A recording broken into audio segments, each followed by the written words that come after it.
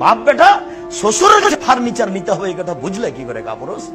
বাপ বেটা ভিক্ষা করো, ভিক্ষা করে করে করে ফার্নিচার বানিয়ে বিবাহ করিও। শ্বশুরের কাছে ফার্নিচার নিতে হবে, টাকা নিতে হবে, মোটরসাইকেল নিতে হবে, এটা কি করে বুঝলে?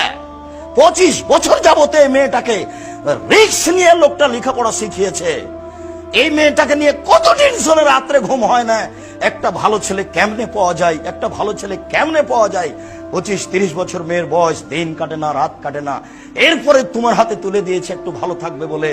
25 বছর রিস্ক নিয়ে মানুষ করার পরে তোমার কাছে তুলে দিতেই, ভোগ করার জন্য তুলে দেওয়া হয়েছে, তোমার কাছে তুলে দিয়ে দিই তুমি টাকা চাইলে কাপুরুষ ভিক্ষা করে খাও। দুনিয়া তো অভাব পড়েছে, ভিক্ষা করে খাও। যদি গ্রামে না দেয় তাহলে ট্রেন স্টেশনে চলে যাও। অনুমতি নাই। 4 শ্রেণীর মানুষের ইহকাল আছে, 4 শ্রেণীর মানুষের পরকাল আছে। তার একটি হচ্ছে বৈধ রুচি, আর একটি ছিল আমানতের রক্ষা।